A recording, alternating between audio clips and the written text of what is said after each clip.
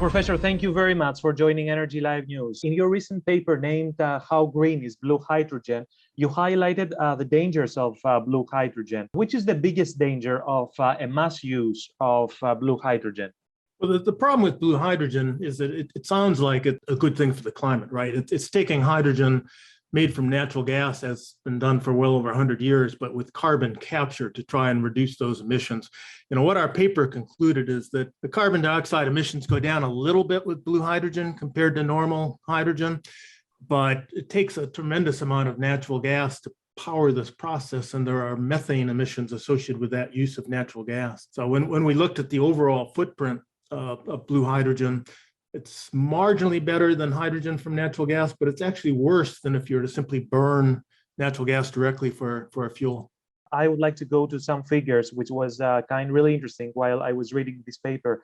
Some of these findings suggest that blue hydrogen could be 20% worse for the climate than burning natural gas. Is that right?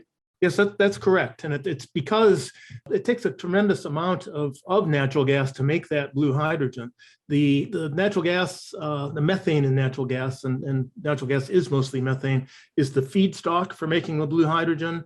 You put it under high pressure, high temperature, add steam, and that methane dissociates into hydrogen and carbon dioxide. So the idea is you try to capture some of that carbon dioxide, but you're not capturing all of it. And that heat, that pressure, that steam, that's all coming from burning natural gas. So you're burning about 2.5 units of natural gas in order to produce 1 energy unit of the hydrogen. All of the carbon and methane pollution that's associated with that natural gas use is high. Which do you think is the biggest misconception of most people about hydrogen? Well, hydrogen has this, it sounds so modern and new. It's part of our decarbonization energy future in the minds of many. And it probably does play a role.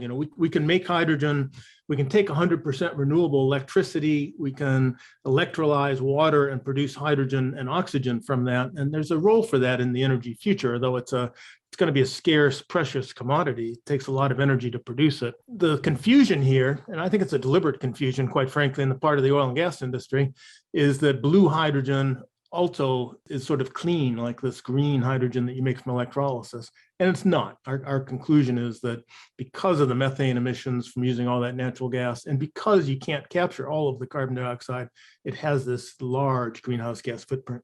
So what's your recommendation to all these policymakers that are setting out their priorities in the hydrogen production and deployment? We saw, for example, on 10th of August, we heard about the US Senate's $1 trillion infrastructure investment, which includes billions in subsidies for the development of hydrogen technology. We also heard a few days ago, the UK government setting out a hydrogen strategy. What would you recommend to all these policymakers that are putting hydrogen, at the core of their strategy? I think policymakers need to be really clear on which hydrogen. And if they're talking about a limited use of green hydrogen from renewable electricity and electrolysis, that's good. We should explore the best way to use that in the future. But this idea that blue hydrogen, industry claims it has low or zero emissions, and that simply is not true. The emissions are very, very high. And so we need to make sure that policymakers don't confuse these two. And I don't see any role for making hydrogen from natural gas in our energy future. It's simply too bad for the climate. It's too polluting. If you had to choose between these two power sources, the blue hydrogen and the natural gas for your home, what would you choose? We're better off just simply burning natural gas. And that's a sad truth, because we need to be moving away from fossil fuels as quickly as we can, including natural gas. But this thought that somehow we're going to substitute in hydrogen made from the natural gas and it's better for the climate, that's false. It's actually worse for the climate. Let's get rid of natural gas as quickly as we can. There's no room for substituting in this blue hydrogen for it, though. Professor, thank you very much for your time. It was really a pleasure talking to you. Thank you. Take care.